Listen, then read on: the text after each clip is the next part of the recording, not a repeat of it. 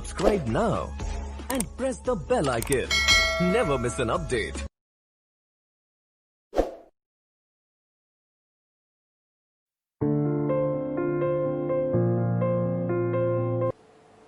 আজ তোমাদের এই ডিটারমিনেন্ট ম্যাট্রিক্সের এই ইউনিটের শেষ চ্যাপ্টার করা হবে। তার মধ্যে আজ যেগুলো আলোচনা করব সেটা লিখে রেখেছি। সেটা হচ্ছে যে ম্যাট্রিক্সকে কখন সিঙ্গুলার বলবো, কখন অনসিঙ্গুলার বলবো।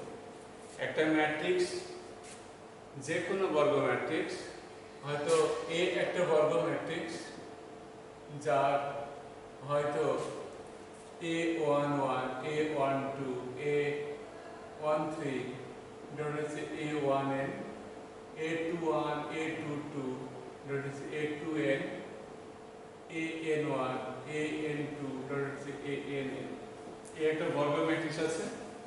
এই বর্গ ম্যাট্রিক্সের ডিটারমিনেন্ট ভ্যালু যদি নেই, অর্থাৎ এদের যে উপাদানগুলো আছে সেই উপাদান নিয়ে যে ডিটারমিনেন্টটা তৈরি করা হবে, A11, A12 হচ্ছে A1n, A21, A22, A2n হচ্ছে AN1, AN2 হচ্ছে ANn। এটা যদি ভ্যালুটা নন জিরো হয় তাহলে বলবো নন সিঙ্গুলার। যদি এইটা নট ইকুয়াল টু জিরো হয় এর ভ্যালুটা, তখন বলা হবে নন সিঙ্গুলার।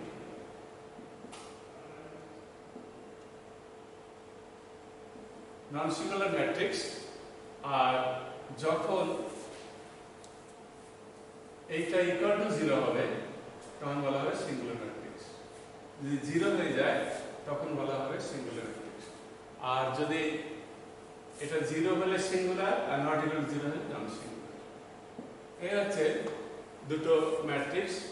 যেমন ধরো আমি যদি একটা উদাহরণ দিই, এ 2, 3, 2 বা 4, 6, এদের গুণ করলে কত হবে? 12 - 12 0। যেহেতু এটা জিরো, তার জন্য কি হবে আমাদের 2, 3, 4, 6। তাহলে এটা হচ্ছে সিঙ্গুলার ম্যাট্রিক্স। এবার আমি যদি এখানে পাস করে দিই তাহলে এটা হবে নট ইকুয়াল টু জিরো, তখন এটা হচ্ছে নন সিঙ্গুলার ম্যাট্রিক্স। তাহলে কোন ম্যাট্রিক্সের ডিটারমিনেন্ট ভ্যালু, বর্গ ম্যাট্রিক্সের ডিটারমিনেন্ট ভ্যালু যদি নন জিরো হয়, জিরো না হয় তাহলে নন সিঙ্গুলার, জিরো যদি হয় তাহলে singular matrix.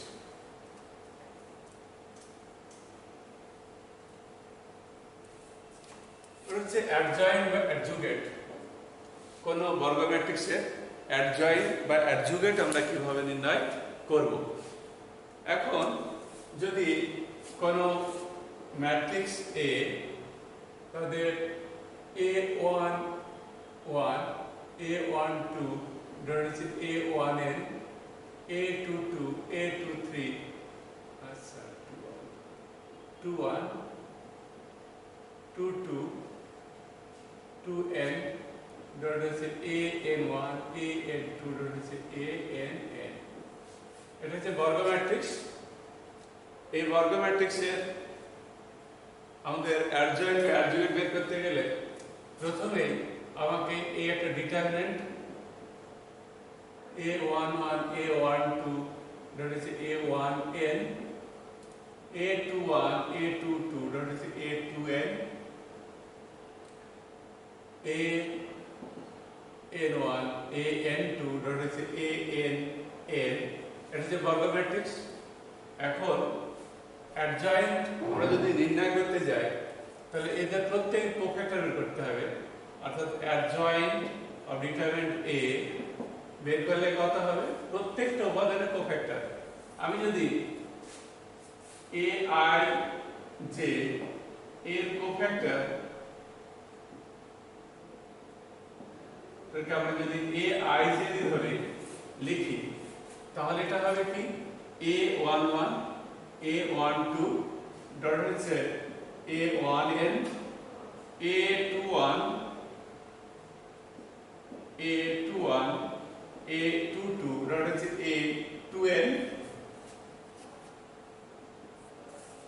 AN1 AN2 ANN এটা হচ্ছে এই যে ডিটারমিনেন্ট, এই ডিটারমিনেন্টের কোফ্যাক্টর, প্রত্যেকটা উপাদানের কোফ্যাক্টর নিচে ডিটারমিনেন্ট থাকলে এই ডিটারমিনেন্টের অ্যাডজয়েন্ট হলো। এবার যদি দেখা যায় যে এইটা আমি বি ধরি, এইটাকে আমি যদি বি ধরি, তাহলে যাই হোক, এটা যদি বি ধরি তাহলে বি এর যে এটা তাহলে এই যে কোফ্যাক্টর, তাহলে এবার যদি অ্যাডজয়েন্ট অফ এ ধরি ম্যাট্রিক্সের, আমরা যদি এই ম্যাট্রিক্সের ক্ষেত্রে অ্যাডজয়েন্ট বের করি তাহলে কি হবে, এই যে এটা একটা A11 A12 that is A1n A21 A22 A2n A that is AN1 AN2 ANN এটা ট্রান্সপোজ করলে যা হবে সেটা হচ্ছে অ্যাডজয়েন্ট, এই ম্যাট্রিক্সের অ্যাডজয়েন্ট হবে। এটা ট্রান্সপোজ করলে কি আসবে, A11 A12 A1n A21 A22 dot A2n A1n A2n dot হচ্ছে A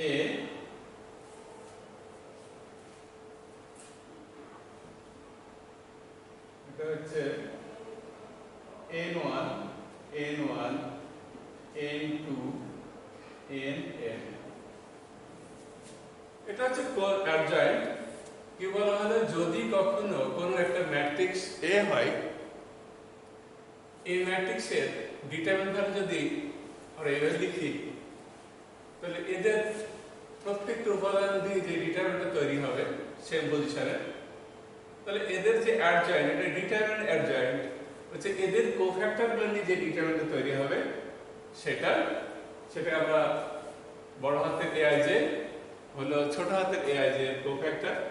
তাহলে এ ম্যাট্রিক্সের যদি আমরা অ্যাডজয়েন্ট বা অ্যাডজুগেট বের করি তাহলে এর ডিটারমিনেন্ট এর কোফ্যাক্টর, এর ডিটারমিনেন্টের কোফ্যাক্টরগুলো নিয়ে যে ম্যাট্রিক্সটা তৈরি হবে তার যদি ট্রান্সপোজ নিই তাহলে যা হবে সেটা হচ্ছে এই ম্যাট্রিক্সের অ্যাডজয়েন্ট বা অ্যাডজুগেট। এখন যদি 3 অর্ডার 4 অর্ডার 5 অর্ডার যাই হোক থাকতে পারে বলব।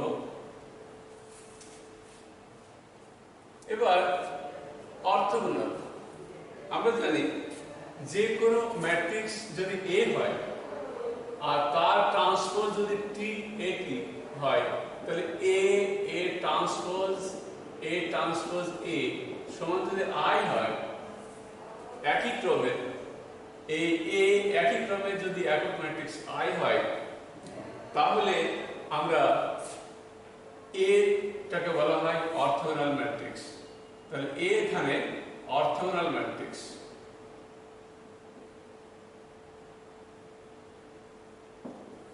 অর্থোগোনাল ম্যাট্রিক্স অফ A হচ্ছে এইটা, অর্থাৎ যে কোনো ম্যাট্রিক্স তার ট্রান্সপোজ বা পরিবর্ত ম্যাট্রিক্স যদি ম্যাট্রিক্স সঙ্গে গুণ করা যায়, যদি 100 ম্যাট্রিক্স আসে, ইউনিট ম্যাট্রিক্স আসে, তাহলে এই ম্যাট্রিক্সকে বলা হবে অর্থোগোনাল ম্যাট্রিক্স। এখন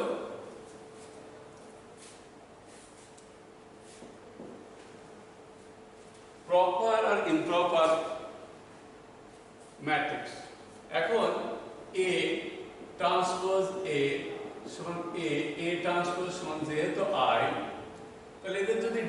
এইভাবে নেওয়া যায়,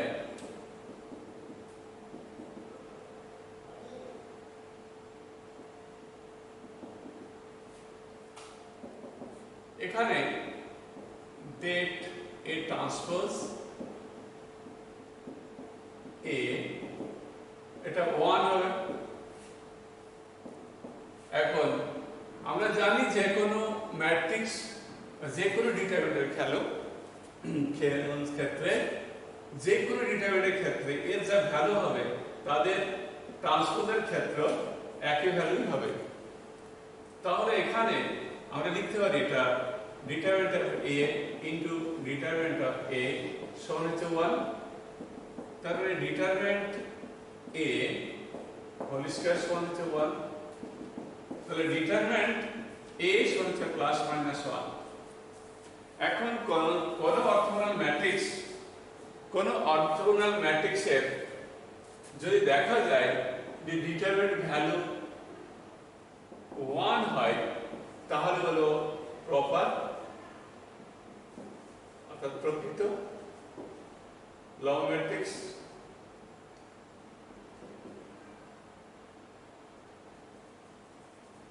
প্রকৃত লব ম্যাট্রিক্স বলা হবে। আর যদি দেখা যায় যে ডিটারমিনেন্ট A সমান মাইনাস 1 তাহলে সেটা ইমপ্রপার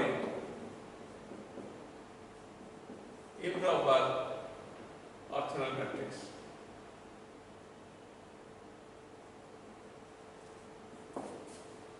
যদি মাইনাস 1 হয় তাহলে ইমপ্রপার বা অপ্রকৃত, আর যদি 1 ভ্যালু ইনক্লুড তাহলে হচ্ছে প্রকৃত বা প্রপার অর্থোগোনাল ম্যাট্রিক্স। এবার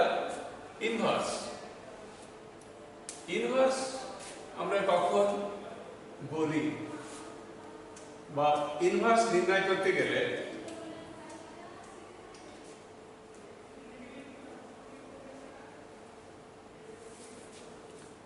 এখন ইনভার্স যদি দেখা যায় A এবং B, A যদি একটা বর্গ ম্যাট্রিক্স হয় এবং আরেকটা ম্যাট্রিক্স যদি B এমন হয় যে BA মানে AB সমান BA সমান I হয়, তখন আমরা বলবো যে A হচ্ছে B ইনভার্স বা B সমান হচ্ছে A ইনভার্স, যদি ইনভার্সের অস্তিত্ব থাকে। এখন A এবং B একই ক্রমের বর্গ ম্যাট্রিক্স হবে, I ও একই ক্রমের বর্গ ম্যাট্রিক্স হবে। এখন আমি যদি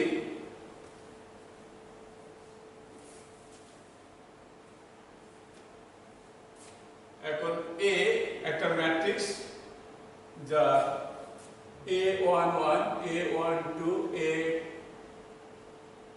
A13 A1n A21 A22 A2n AN1 AN2 রয়েছে ANN, যেখানে একটা ম্যাট্রিক্স। তাহলে এদের অ্যাডজয়েন্ট যদি হয় বা অ্যাডজুগেট এই ম্যাট্রিক্সের, তাহলে আমি এখানে লিখতে পারি যদি AIJ এর কোফ্যাক্টর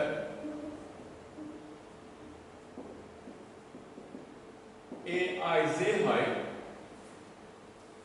তাহলে আমি লিখতে পারি A11 A12 ডট ডট হচ্ছে A1n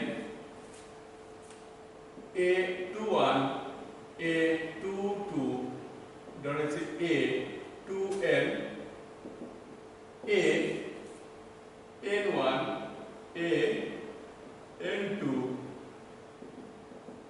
ANN।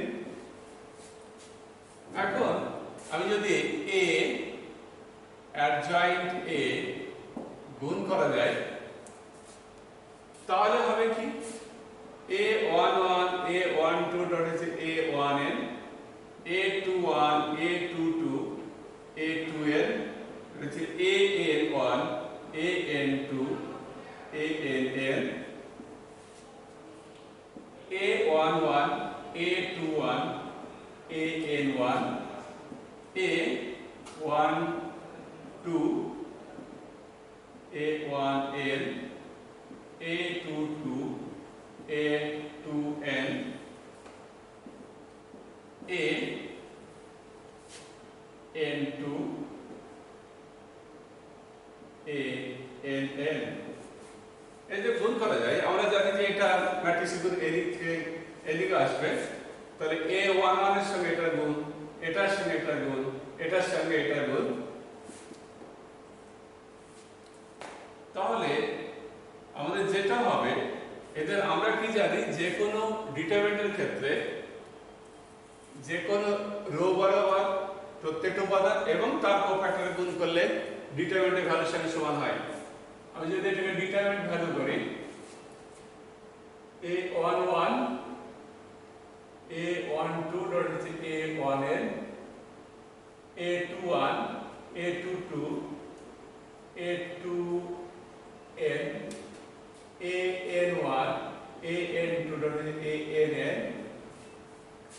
যদি গুণ করি তাহলে এইটার সঙ্গে গুণ করি কত হবে, ডিটারমিনেন্ট A হবে, বাকিগুলো সব 0 হবে।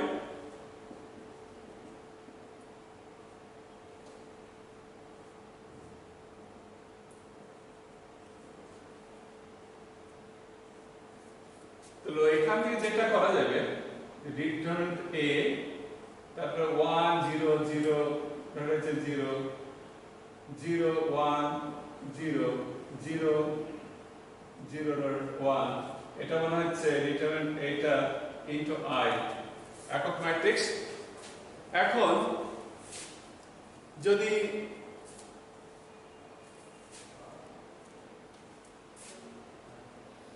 A adjoint A by determinant A সমান I, এটা যেহেতু আসছে, আমরা কি জানি, যদি AB সমান BA সমান I হয়, তাহলে আমরা অবশ্যই বলতে পারি যে A ইনভার্স সমান হচ্ছে B, আর লেখা যায় B ইনভার্স সমান হচ্ছে A। তাহলে যেহেতু এই ডিটারমিনেন্টটা তার সঙ্গে এটার সঙ্গে এটা গুণ করলে I আসছে, অতএব কি হবে না, তো A ইনভার্স সমান হবে adjoint A by determinant A। যেহেতু এই নিচে ডিটারমিনেন্ট A আছে, তো ইনভার্সের যদি অস্তিত্ব থাকতে হয়, প্রথম শর্ত হচ্ছে এটা নট ইকুয়াল টু 0 হতে হবে, অর্থাৎ নন সিঙ্গুলার হতে হবে। নন সিঙ্গুলার না হলে ইনভার্সের কোনো অস্তিত্ব থাকবে না। তো যদি ইনভার্সের অস্তিত্ব থাকতে গেলে অবশ্যই কি হতে হবে না, তো এটা নন সিঙ্গুলার হতে হবে, তবে ইনভার্সের অস্তিত্ব আছে, না হলে ইনভার্সের অস্তিত্ব নাই।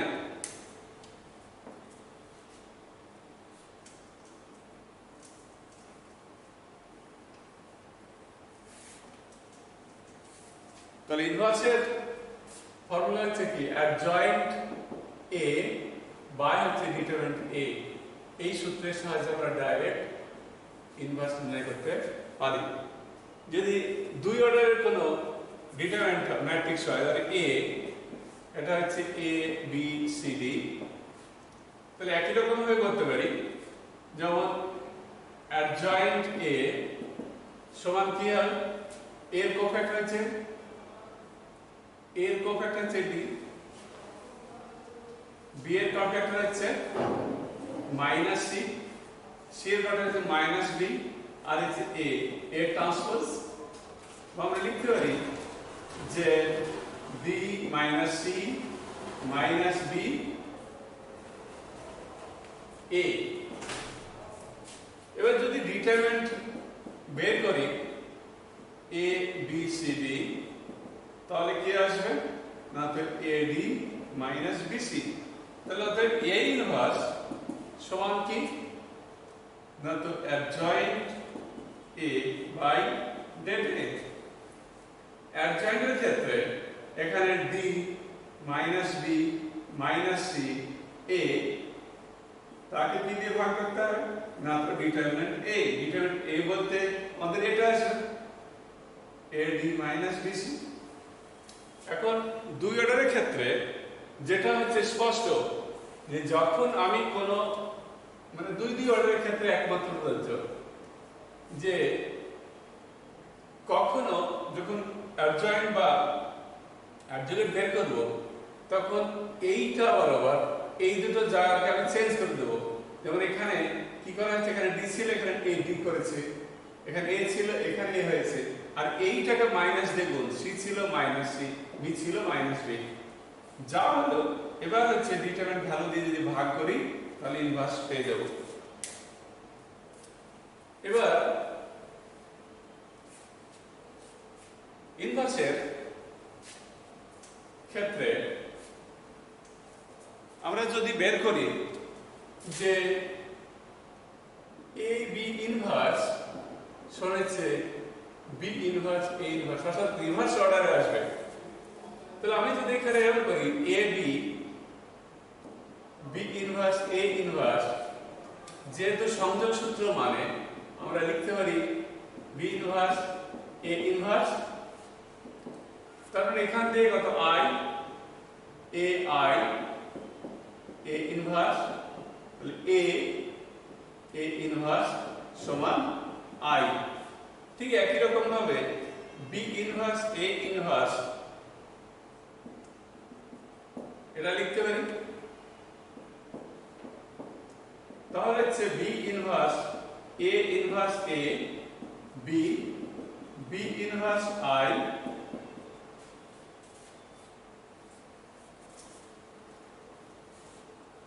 সমান হচ্ছে বি ইনভার্স বি সমান আই। তাহলে আমি এখান থেকে বলতে পারি কি যে এ বি এটার ইনভার্স এটা বা এটার ইনভার্স এটা, তাহলে এ বি ইনভার্স তাহলে কি হচ্ছে বি ইনভার্স এ ইনভার্স। এরকম যদি আমাদের এ বি সি পুরোটা ইনভার্স হয় তাহলে সবসময় পিছন থেকে আসবে, অর্থাৎ C inverse B inverse A inverse. বা আমরা যদি এরকম লিখি যে এ বি বা এরকম A1 A2 ডট হচ্ছে AN, তার যদি ইনভার্স করি তাহলে AN inverse AN minus 1 inverse হচ্ছে A1 ইনভার্স।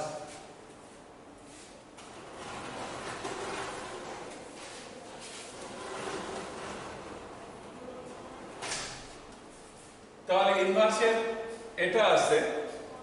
এবার আমরা হয়তো এ ইনভার্স এ সমান আই জানি, তাহলে যদি এখানে ট্রান্সপোজ বি নেওয়া হয়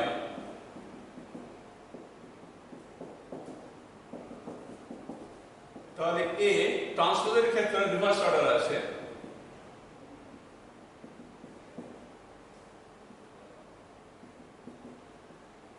আই, তাহলে অবশ্যই এখানে ইনভার্স করবে কত, এ ট্রান্সপোজের ইনভার্স সমান এ ইনভার্স তার ট্রান্সপোজ, অর্থাৎ ট্রান্সপোজ করে ইনভার্স করলে যা হবে ইনভার্স করে ট্রান্সপোজ করলেও একই ভ্যালু হবে, একই মান হবে, মান নাই ম্যাট্রিক্স হবে।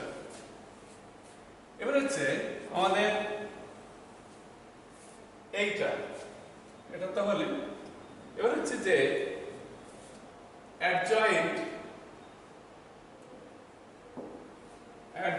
এ বি সমান হচ্ছে অ্যাডজয়েন্ট বি আর অ্যাডজয়েন্ট এ।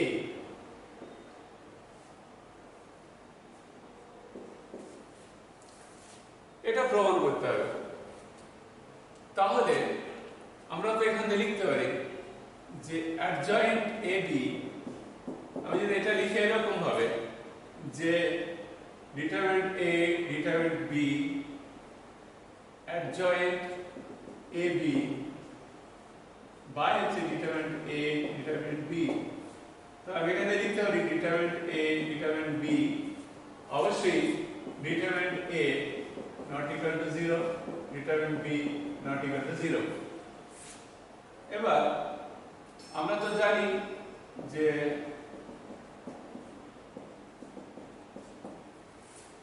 কিছুক্ষণ আগে বলা হয়েছিল যে এইটার সমান একটা ইনভার্স, তাহলে ডিটারমিনেন্ট তাহলে এ বি ইনভার্স। আমরা এর আগে আমরা যেটা প্রমাণ করেছি যেটা রিভার্স অর্ডারে আসে, তাহলে ডিটারমিনেন্ট এ ডিটারমিনেন্ট বি এটা হচ্ছে adjoint B by determinant B, adjoint A by হচ্ছে ডিটারমিনেন্ট এ। তাহলে এটার সঙ্গে এটার সঙ্গে কেটে গেলে কি থাকছে, এটা থাকছে অ্যাডজয়েন্ট বি অ্যাডজয়েন্ট এ, অর্থাৎ অ্যাডজয়েন্ট এ বি যদি হয় তাহলে উল্টো করে আসবে যদি এ বি ইনভার্স থাকে। এবারে লক্ষ্য নাও, আমরা যদি সমাধান করি যে কোনো সাইমultaneous ইকুয়েশন, লিনিয়ার সাইমultaneous ইকুয়েশন, সমসমীকরণের ক্ষেত্রে যদি সমাধান করি, যেমন আমি যদি এখানে a1 x plus b1 y সমান হয় vector c1, a2 x plus b2 y is equal to c2, দুই অর্ডারে নিচ্ছে। এই ইকুয়েশনকে গুলোকে যদি একটা ম্যাট্রিক্স ফর্মে আকারে লিখি তাহলে ax সমান আমি c লিখতে পারি, যেখানে কি না তো যেখানে হবে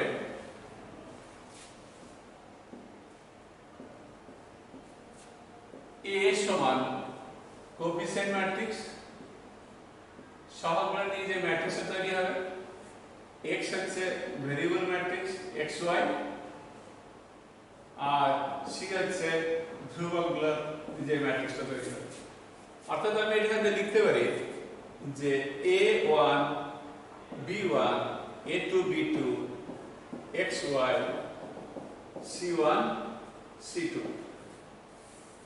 এখন এদের যদি ম্যাট্রিক্স পদ্ধতিতে সলভ করতে যায় তাহলে আমার কাজ হচ্ছে এখানে ax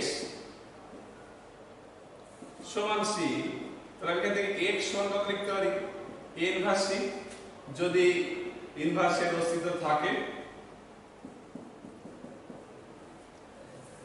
তারপরে আমাকে প্রথমে ইনভার্স বের করতে হবে, ইনভার্স বের করে তার সমাধান করতে হবে। তাহলে এখানে যদি x মানে xy, এটার ক্ষেত্রে হচ্ছে অ্যাডজয়েন্ট a বাই হচ্ছে ডিটারমিনেন্ট c। এখন এর সমাধানের অস্তিত্ব থাকবে যদি a নট ইকুয়াল টু 0 হয়, তাহলে এই সমীকরণের একটা মাত্র সমাধান থাকবে, অর্থাৎ একটা করে সমাধান পাওয়া যাবে, অর্থাৎ দুটো একটা বিন্দুতে ছেদ করবে। আর এই ইকুয়েশন দুটো একটা বিন্দুতে ছেদ করলে একটা ডিটারমিনেন্ট ভ্যালুটা নট ইকুয়াল টু 0 হবে। এবার যদি দেখা যায় যে এইটা হচ্ছে 0 চলে আসছে কিন্তু অ্যাডজয়েন্ট a c হচ্ছে নট ইকুয়াল টু 0, তাহলে কোনো সমাধান থাকবে না। যদি এটা হয় কোনো সমাধান থাকবে না, শুধু এটা হয় কোনো সমাধান থাকবে একটা। আর যদি দেখা যায় এটা 0 এবং অ্যাডজয়েন্ট a এবং c এটা হচ্ছে 0 চলে আসে, তাহলে অসংখ্য সমাধান থাকবে, তাহলে অসংখ্য সমাধান থাকবে। এইটা আমাদের যুক্তি। আর হচ্ছে তো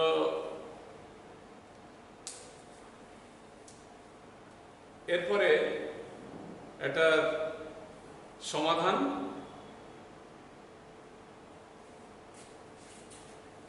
এই যে সূত্রগুলো বোঝালো হলো তার অ্যাপ্লিকেশন একটা করার দরকার।